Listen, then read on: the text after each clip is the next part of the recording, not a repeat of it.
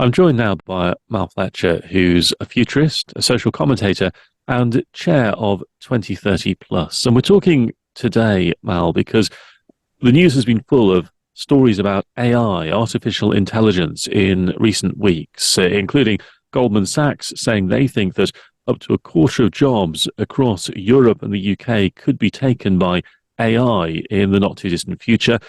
And most recently, a news company in Kuwait showcasing a virtual AI-generated newsreader on their social media feeds. As we start to talk about all this and unpack it a bit, I wonder if you could share your thoughts on just where we are with artificial intelligence. What can it do? What can't it do at this stage? Well, hi, Dave. Good to be speaking with you today. Look, maybe we can come back to the newsreader in a moment, but I think in the next decade, we're going to see artificial intelligence interacting with us almost every area of our lives. It's based in programs that are devised by human beings and, for now at least, overseen by human beings. It's very good at carrying out single-level tasks. Winning a game of chess is a single-level task, and more it does those things far better than we can. But it's a long way from being what we call general intelligence. It can't carry out many multiple-level tasks at one time in the way that, say, the human brain does all the time, every day. That said, it does bring great opportunities. For example, it processes data far more quickly than we can, and that makes it ideal in work like mine for building predictive models for everything from the future shape of cities, future of populations, the future likelihood of outbreaks of disease, pandemics, wars, natural disasters, and all of that. But there are some things, as you suggest, that AI can't do.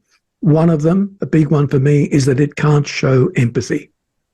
Empathy, by definition, requires a shared human experience, something a machine cannot have. So, in the words of the Christian scriptures, to paraphrase, it can't rejoice with those who rejoice and weep with those who weep. So no matter how much of the job market is taken up by AI, and according to the House of Lords, it may be 35% of British jobs in the next 20 years, there will still be room and need for human interaction. Going back then to this newsreader that's been trialled, it spoke a pre-planned speech, very short.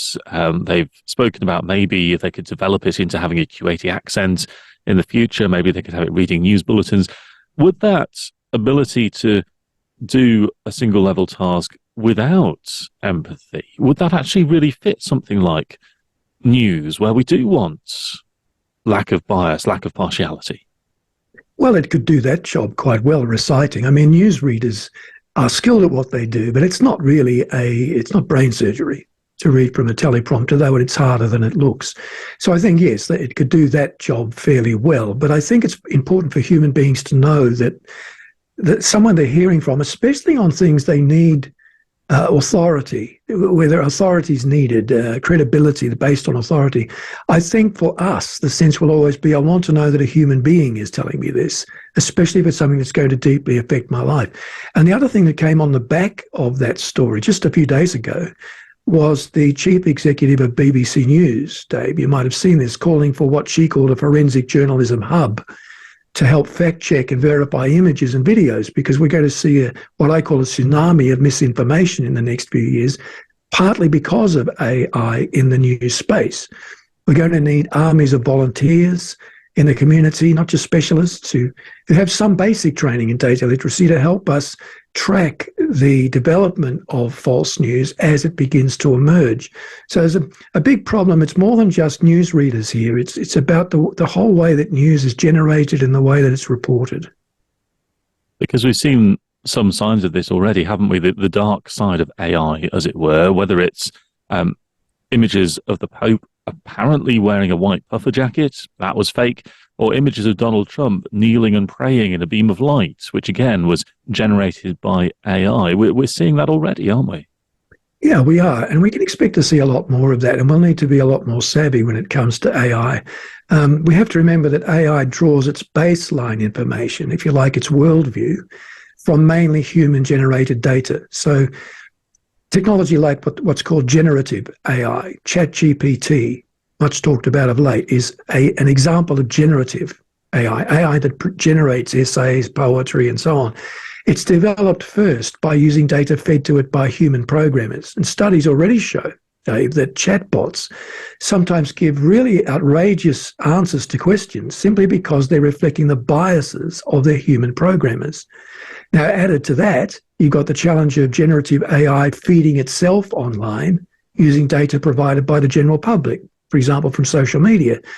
It's a very fast aggregator of data. It can present things in very fluid, human-like ways. But the base material and the writing genres it's using are coming from human-generated sources. So that's why we urgently need internationally agreed, enforceable ethical guidelines for the development of AI in the same way we set up rules a few years ago into research regarding human genetic engineering. They've been very helpful, those rules. So we need that with AI now.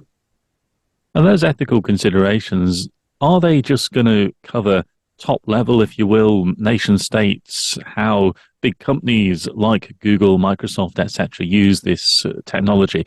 Could it implicate us? When it comes to the big picture questions, you talked about nation states effectively being involved in AI and how they're going to need guidelines.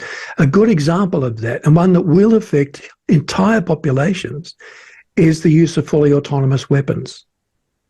And the whole situation in Russia, Ukraine raises this possibility again. We already have semi-autonomous weapons in battle theatres, drones that adjust their flight paths according to local weather patterns and things like that. But fully autonomous weapons driven by AI would be able to make life and death decisions without human input. And that raises ethical questions like, would that mean that we're distancing ourselves from the field of battle again, so that we devalue human life even further? Or unscrupulous governments or generals blame the technology for war crimes and things like that. So we are going to need professional ethicists to play a role similar to the one I think theologians and philosophers played in the past, mulling over very complex moral problems that have real-world implications. We talk about its use in warfare, but as AI spreads throughout society, could it be used in civil society as well? Could we potentially end up having, for instance, court cases decided by AI? Well, a great question. There are already instances in Central Europe now, experiments being done by civic authorities where things like parking fines are completely handled by machines. There's no human interaction at all.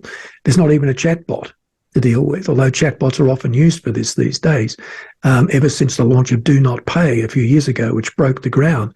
And there are instances now where, you know, the machine tracks you speeding. You are then automatically sent an electronic message by the machine, a network of computers, and your fine is set according to the laws passed by human beings, and then any recourse is to the machine.